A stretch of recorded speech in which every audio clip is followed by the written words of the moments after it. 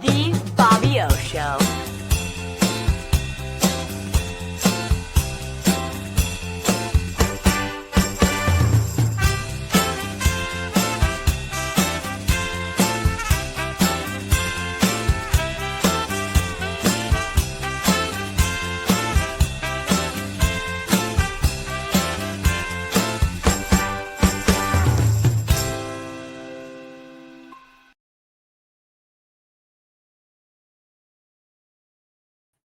Welcome to the Bobby O Show. My name is Bob Opotster, and I have a very, very special show for us today. You'll see I'm wearing a shirt that says Teachers Unify to End Gun Violence. I have a very, very special guest, the executive director of that organization, Abbey Clements, who's a veteran teacher and taught for many, many years in Newtown, Connecticut. She'll be my guest today. And you also, if you watch the clip that came through at the start of the show, I had my orange version of this shirt because I'm very much a proponent of ending gun violence. And today's show is to help us get educated and learn more about what we can all do now in 2025 to help unify and end gun violence. Abbey was on my show in 2022 November, and we're going to play a clip from that because she gave a very heartwarming discussion about what she witnessed and saw when she was a teacher at Sandy Hook in December of 2012. We're going to play that, and then we're going to go into have an update of that information with Abbey Clements now. So Candy, I'm our director. Let's play the clip from the prior show, which I had tears then. I'm sure I'll have tears now. Good friends of mine. And in fact, coincidentally, the night before December 14 of 2012, the day of the incident, of the tragedy at Sandy Hook, I was at their house. Abbey and Brian's having a local friendly poker game we had Thursday nights, very small stakes, but it was more friends than anything else. And that night I was sick, and Abbey said, Bob, you better go home now. You better get a good night's rest. You have court tomorrow. And then the next day in court, there was a lot of scurrying around. Something's going on.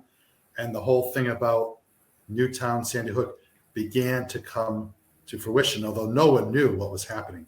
Abbey, give us your recollection briefly as much as you can. I know it's very hard for you. Tell us what happened that day as it relates to you personally.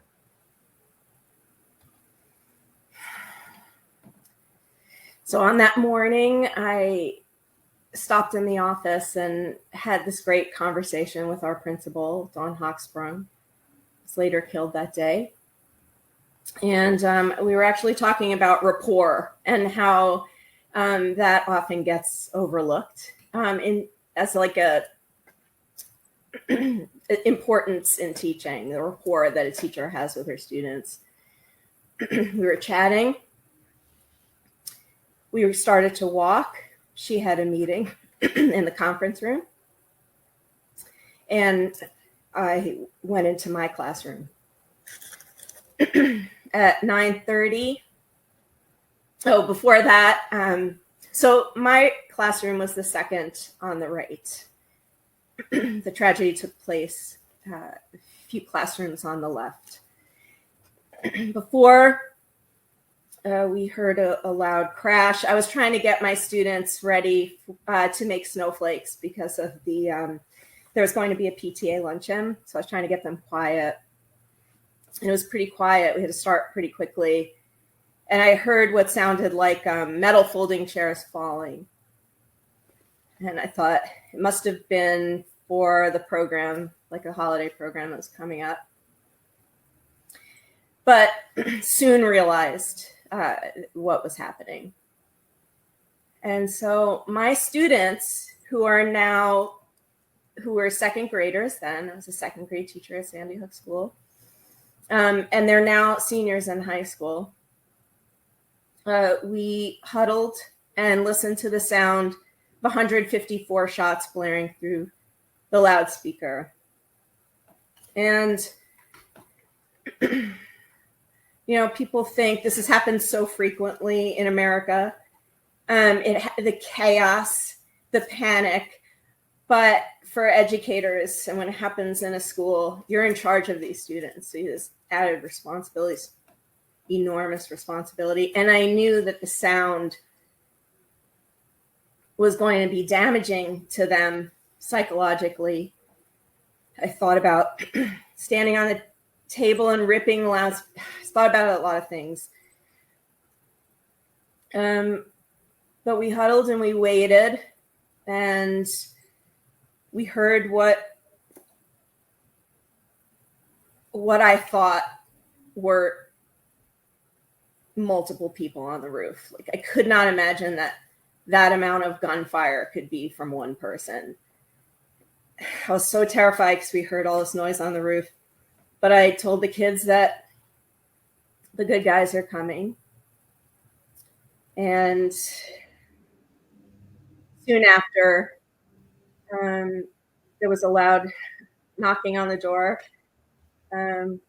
which is very scary because I don't know who that was. Said they were the police, but how do you know? And I remember speaking out loud, like, I don't really know if I should open the door. And the kids told me what to do a lot that day. Where to put barricades, where to hide. We were very thirsty, and we shared a water bottle, which you would never do, ever, even before COVID. I tried to keep them quiet. They were terrified. They were crying, some of them. I tried to sing songs with them, tried to read a book to them to distract them from the sounds. But from the sound of who said they were the police, and the kids told me to open the door. So I had to take a chance. And we ran out of the building. We ran to the firehouse. And the horror of that day, I think changed the psyche of like the American educator and those who work in schools and of parents and grandparents. But sadly, we haven't been able to or have refused to make the change that we know that we need to stop this kind of thing from happening. That's what brought me to this movement, Bob. That was that terrible, terrible day. Wow. Abbey Clements, thank you for that clip that you did 2.5 years ago. And the only thing I want to add to that is the students you mentioned in that clip, Abbey, were seniors in high school. They are now 2.5 years later, probably juniors in college. So let's talk about what's going on. Abbey, welcome aboard. Thank you so much for having me again, Bob. It's hard for me to watch. Must be harder for you to watch. It's hard to watch. It's hard. I mean, that day, I carry that day with me always, but talking about it is I think it will forever be difficult. As you mentioned, my students from that day are now, halfway through their college experience, most of them. And they're watching these heinous shootings occur over and over on their phones, in their newsfeed. And they're watching the adults in their life to see what they're going to do about this. Because 12 and a half years later, after their tragedy, when they were just little guys, having endured such a scary thing, it's still happening. And I feel a great responsibility, and their voices and their experience and our experience that we had together has been one of the motivators for keeping me in this movement since that tragic day. As you speak, I'm remembering where I was that day, and I wasn't, although I lost my son's bar mitzvah, my son Matthew's bar mitzvah photographer, Joe Rousseau's daughter, was that substitute teacher who was killed that day. And we all had connections, but you had true connections because you were there. Tell me, and I also will say that not only are you involved in the movement, but your whole family, let's be candid, transparency, the Clements family and the Apostle family are very, very close. Yes. And been to about mitzvahs and this and that and weddings, whatever. But whenever I see you and I see your kids as they've grown up, I still see and feel and think about December 2012, which I can imagine only what you think about. And the thing that bothers me the most about where I stand, and you'll talk about your organization, is, and we discussed this in a prior conversation, you and I, Abbey, is the normalization. The normalization in our society. The other day there was a shooting and 3 people died, and quite frankly, I didn't read the article right away. Talk about the normalization in America and how that impacts the movement you're working on with Teachers Unify. Thanks for that. I want to back up for a second about with what you said about impacting the whole family and how it's a family affair with us, with my family, with your family.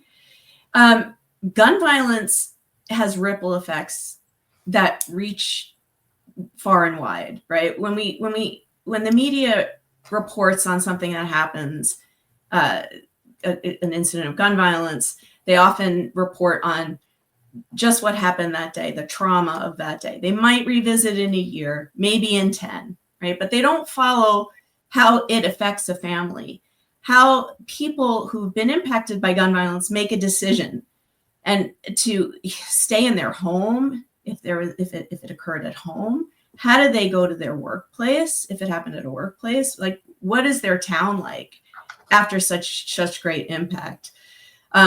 So you're right. I mean, even after all this time, we often talk about it, Bob, when we get together and with your family because of our connection, and we tend to normalize gun violence to the point where it's almost hard to understand how we can. But what we don't really talk about is the lifelong impact. And Teachers Unify came about because since Columbine, there have been 428 school shootings. And since Columbine, 494,000 kids have been impacted at school. Sorry, I believe it's 394,000. It's too many, Bob. Kids have been impacted at school since Columbine. And I got involved, my family got involved in the gun violence prevention movement pretty soon after, weeks or a couple months for me. I was a little later than my husband and my daughter. It got involved in the gun violence prevention movement after the tragedy. And I was an active volunteer with existing organizations for nearly a decade, and I loved it. I loved working on the movement, being challenged to find ways to organize people on this issue, finding ways to get people involved, to follow candidates, to find out what they really think about and what they're going to do on this issue. But there was something missing along the way. And that was, there was no organization for teachers by teachers solely organizing on this issue. So in 2021, right after a horrible school shooting in Oxford, Michigan, 2 other teachers, activists, and one is another school shooting survivor at Marjorie Stoneman Douglas High School. I asked them if they would launch with me an organization like Teachers Unify. And so we've been around for 3.5 years, and we have brought in nearly 25,000 folks who joined our efforts.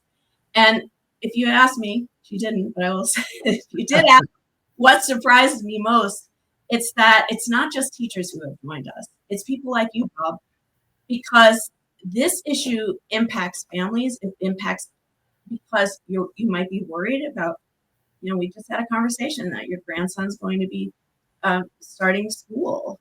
And so it's always kind of in the back of the mind of a grandparent, of a parent, of an aunt or an uncle, and surely educators. So refusing to normalize these episodes of gun violence that have such huge ripple effects, that's what we stand for.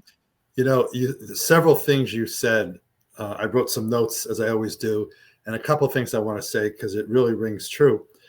Number one is you mentioned about Columbine. I was on the Richfield Board of Education when the Columbine shooting happened. I guess it was 1999, I think it was, whenever it was. And we had no idea what to do. I mean, that was something that a Board of Education nowhere had dealt with that kind of issue seriously. And I'll never forget we talked about having, I think I'd suggested having a police car in front of the school, so there'd be some intimidation factor. And one of the board members said, well, I don't know if we should do that, because then people who come to our town, I think we have an unsafe town. And I never forgot that, because we are all in an unsafe town. And so that kind of rang true to me. And I'm going to ask you in a moment about where we are now for the last couple of years, since November of 2022, your last appearance. And the other thing is, you and I have a mutual friend, Tara Donnelly, who's been on 2 of my shows. And she lost her parents, who were shot and killed in a murder in Fairfield, Connecticut, at their family jewelry store. And Tara was, I think, just out of college at that time frame. And she's a very strong lady, and she's very much involved in the gun violence prevention movement in different ways than you are. But I asked her, how do you get day to day? And her quote to me was, well, Bob, you never heal, but you adjust. Bob, you never heal, but you adjust. And as I heard you making your comments a moment ago, I was thinking about that quote from the brilliant Tara Donnelly. Any thoughts of either thing I talked about, Abby? No, I mean, like I mentioned before, it's something that survivors of gun violence carry with them, and they have to find ways to move forward in a manner that works for them. And everybody has their own path. And it's unfortunate that survivors are tasked with that great question. How are you going to move forward? What are you going to do about it?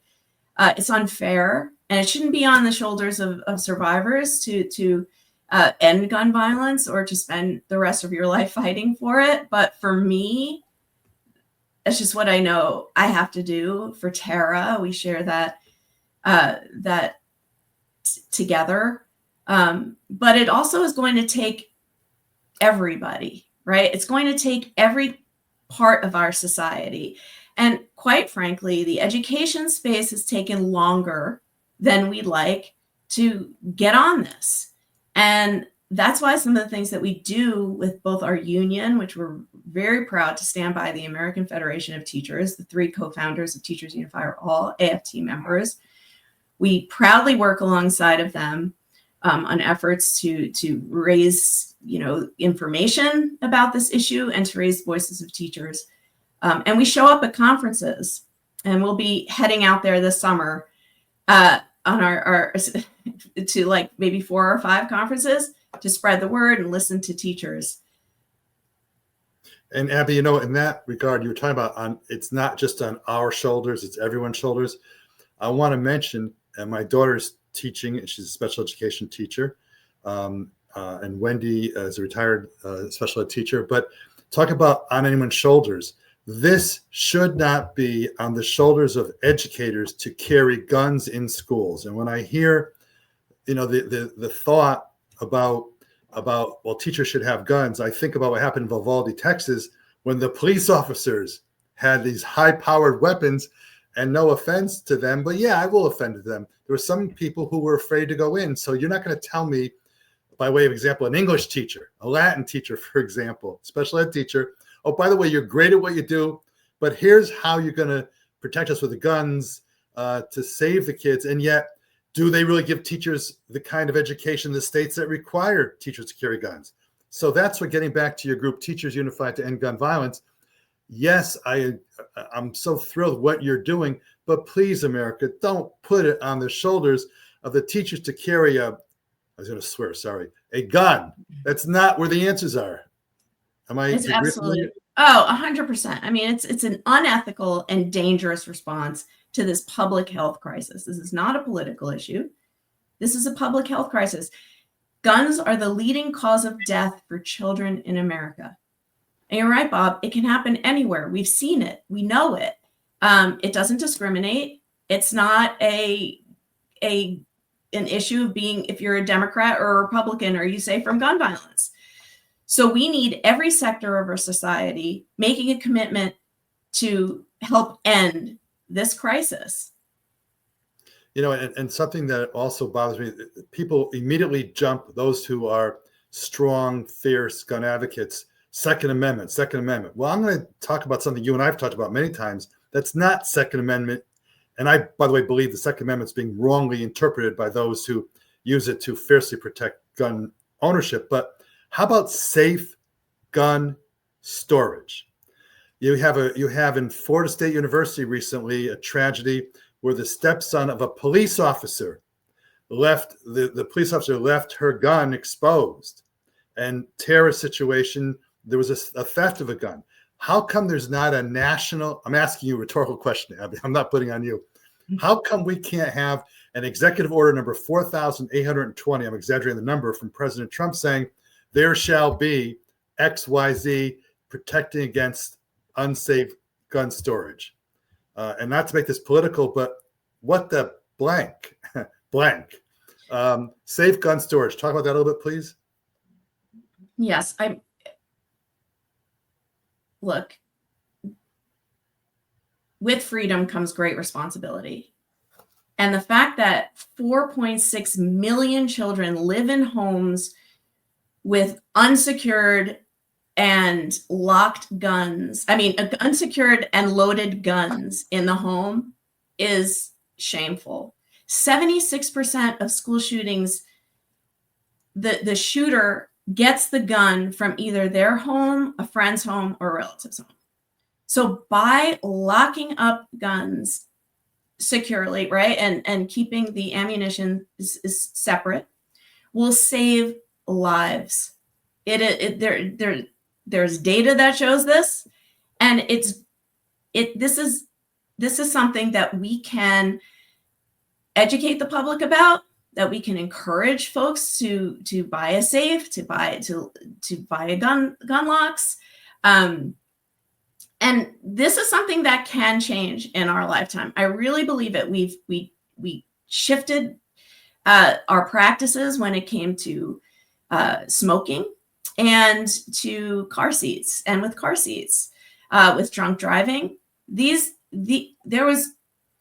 were great efforts to change the culture shift for those heinous tragedies that occurred, health-wise and accidents. And we can do the same with guns. So if we can't get these laws passed federally, we can shift the practice of Americans so that lives can be saved.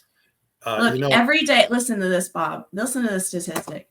Nearly every single day, a child gets access to a gun and shoots themselves or someone else. A child, almost every single day in America. So really, the responsibility is on adults. This is a lethal weapon you're talking about. Just keep them secured in your home. You mentioned the other thing I want to ask you, by the way, is we went from gun storage issues to national registration. And that's a bugaboo I have, because and I don't know which states have registration requirements and which ones don't, but I'm an attorney, and a large part of practice is family law. And if there's a domestic violence situation in Connecticut, there's a box about guns and things that happen if you have guns. Every state doesn't have that. It sickens me that, and one reason I'm having this show, first of all, I love to have you on my show, but second of all, I'm so frustrated that so little has, in my eyes, apparently been done to try to resolve this crisis in our country. What is your organization? We only have 5 minutes left in the show. If there are a couple of things that your organization is really pushing to try to help, what are you doing right now? Oh, thanks so much for asking. So one thing we are committed to is raising the voices of educators, right? You very rarely hear from us when there's a school shooting or there's something horrible that happens in the neighborhood.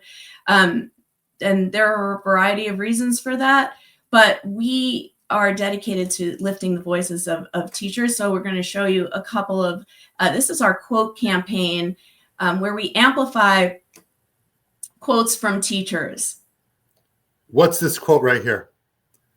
I mean, what people don't realize is that many of the active shooter drills and safety protocols that occur in schools are not trauma informed. In fact, they're often trauma inducing. So one thing people can do is find out what exactly occurs during these drills. You certainly don't want your child or your family members who are teachers enduring drills that include enactments of real active shooter situations with fake blood and people running through the hallways banging on doors. That is occurring. The second quote, you can see that some of the drills and also some of like thinking about what could happen is really frightening, and also they're not necessarily logical, right? What are teachers supposed to do when they work on 5 floors up? We're asking teachers to be superheroes, and yet we're putting them their safety in line. We're expecting them to be human shields just in case, because we can't find an answer as a society to how to curb these heinous instances of gun violence. And we only have 2 minutes left, but I just want to throw something out, and that is we're not getting the federal regulations that we need, but yet in the budget being proposed now, I don't know the exact number, but it's like almost $1 billion is being cut from, or proposed to be cut, to study and protect mental health. So if you're gonna take what I would say a cop out, because I think the guns are an issue, and there are mental health issues as well. But if you're gonna say, well, it's not the guns because people pull the triggers and all that kind of stuff, well, then don't cut out the funding for mental health. Exactly. I mean, what the heck? And also, I think there's all the research being eliminated. There's so much to talk about that we could do.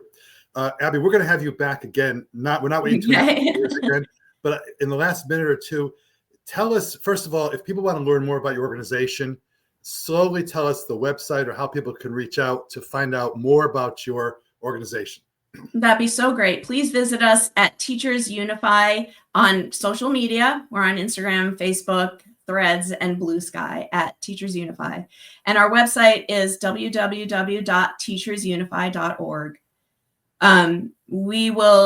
We are especially asking for some support as we head out to meet teachers face-to-face this summer at about 5 conferences across the country, ranging from Washington, D.C., Florida. We're going to New Orleans. This is where we really have an opportunity to help raise the voices of teachers. And the last photos, we would just want to show, this is Team Teachers Unify in Buffalo, New York, amplifying our mission and our what we're doing to 30 teacher teams, which was an incredible experience from the Board of Education, which now, with the Department of Education, which now we're worried is being dismantled, and incredible programs like. Abbey, we're going to have you back because I'm running out of time, and there's Mr. Goldman there. But Abbey, thank you so much. Thank you for what you do for our country and for our students and for our kids. And also, we didn't get into the fact that your husband is a poetry professor, has written poems, and your daughter also did an organization on gun violence prevention. This has been Bob Opatzer with the terrific, wonderful, and my hero, Abbey Clements. Thanks so much for having me, Bob. Bye. Bye.